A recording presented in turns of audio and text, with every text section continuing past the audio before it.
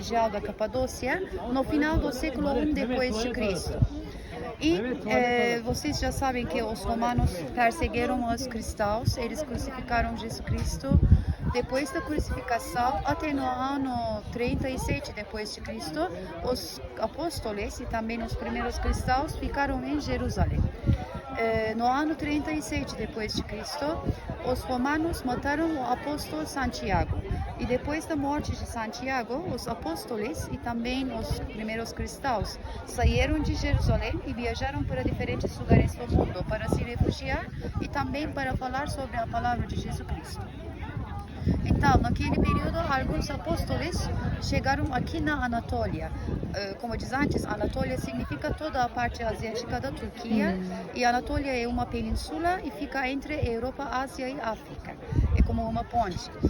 E naquele período, um apóstolo muito importante, São João Apóstolo, ele chegou na cidade de Éfeso. Lá vocês vão visitar a casa da Nossa Senhora.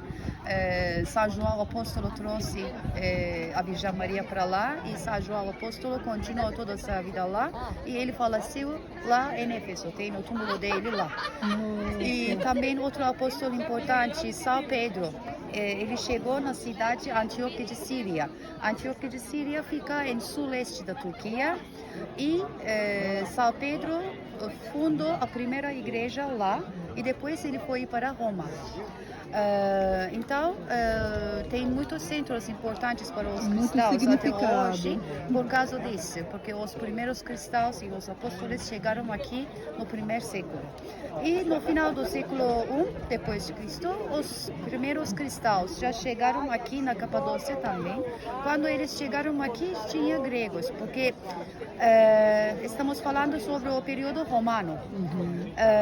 No Império Romano, mais leste, mais oriental do Império Romano, tem uma cultura grega, porque geralmente os gregos moraram no Romano Oriental. Por isso, as pessoas, os romanos que moraram aqui foram gregos. E os primeiros cristãos chegaram aqui, eles começaram a morar junto com os locais e os locais também começaram começaram a se convertir à religião cristã. Ainda antes de se acabar perseguição romana, toda a região da Capadócia já foi cristã. No século II depois de Cristo, toda a região da Capadócia já foi cristã. Pouco a pouco eles aceitaram a religião cristã aqui nessa região. E a perseguição romana acabou no ano 313 depois de Cristo. No ano 313, o imperador Constantino Grande decretou Edito de Milão e depois disso os cristãos tiveram sua liberdade para praticar a religião e também para construir suas igrejas. E no ano 381, outro imperador, Teodósio I, ele fez cristianismo a religião oficial para todo o Império Romano. E já acabou a perseguição romana totalmente. Também no século IV depois de Cristo, essa região, Capadócia, foi conhecida com 3 santos. Esses santos são 3 padres da Capadócia. Eles se chamam São Basílio o Grande, Gregório de Nissa e Gregório de Nazianzus. São 3 padres da Capadócia. E São Basílio o Grande foi muito importante porque ele foi o fundador dos mosteiros da Capadócia. São Basílio o Grande nasceu na cidade de Cáceres, onde fica o vulcão mais alto. Ele nasceu lá no ano 329. E ele estudou em Constantinopla, em Istambul e também em Grécia. E depois de voltar para Cáceres, ele foi o bispo da cidade de Cáceres. E depois ele viajou para Egito, Palestina e Síria. E quando ele estava em Egito, ele ficou nos mosteiros egípcios, como os monges egípcios, porque naquele período os monges egípcios começaram a fundar os primeiros mosteiros lá no Egito.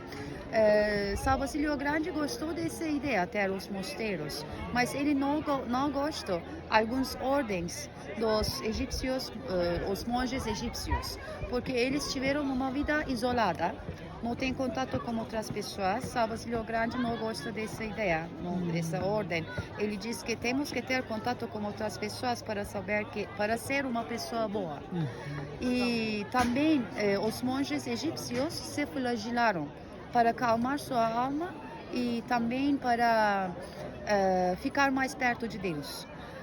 São Basílio Grande não gosta desse também, e ele falou que no lugar de se flagelar é melhor trabalhar duro e sua alma pode ficar mais calma se trabalha duro e produzir as coisas e compartilham esses produtos com os pobres.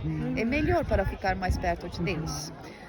Ele achou assim, por isso, depois de voltar para a Capadócia, ele começou a fundar esses mosteiros. Já tinha eremitas. Aqui na Capadócia já tinha eremitas. Eles moraram dentro das cavernas como uma vida isolada, eles não trabalharam.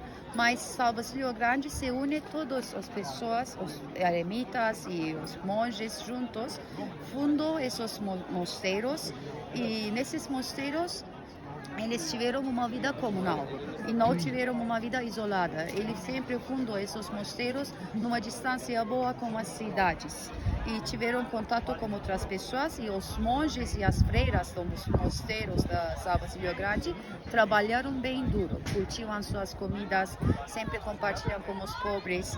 São Basílio Grande sempre ajudou para os pobres. E também, por primeira vez, São Basílio Grande organizou as orações com a comunidade. Então, até hoje, nas igrejas orientais ou nos mosteiros orientais, seguem as ordens do São Basílio Grande. E ele fundou esses mosteiros no século IV depois de Cristo, e esses mosteiros foram ativos até o século XIII depois de Cristo. Depois do século IV depois de Cristo, os cristãos não tiveram uma vida bem tranquila aqui. Já falei sobre isso na cidade subterrânea. No século VI, os sassânidas atacaram eles, e no século VII, VIII e IX depois de Cristo, os árabes atacaram os cristãos. Eles tiveram uma vida tranquila de novo depois dos turcos, porque os turcos respeitaram as religiões, e os turcos chegaram aqui no século XI depois de Cristo. Originalmente os turcos foram da Ásia Central. Quando você fala os árabes quem seriam, assim, seriam um grupo, porque hoje a gente tem um conhecimento diferente de quem seriam os árabes. Não, as mesmas pessoas. Mesmo grupo. Mesmo grupo. Muçulmanos. Entendi. Mesmo grupo.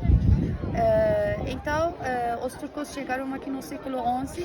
Quando eles chegaram aqui, eles já foram muçulmanos, mas eles não foram como os árabes, não foram fanáticos da religião. Eles chegaram aqui para fundar uma civilização e para ter poder político. E naquele período foi o período bizantino.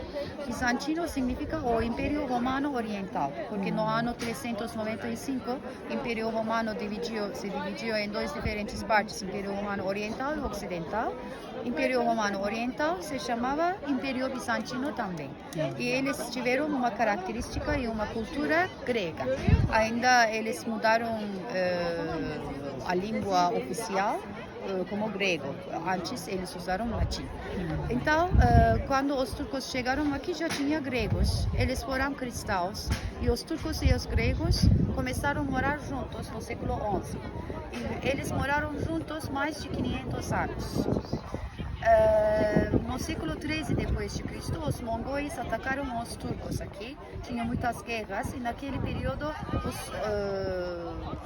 mosteiros começaram a perder sua importância. Os monges e freiras abandonaram esses mosteiros.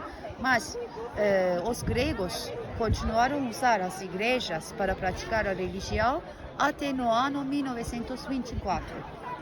No ano 1924, Turquia e Grécia afirmou um acordo para trocar a população.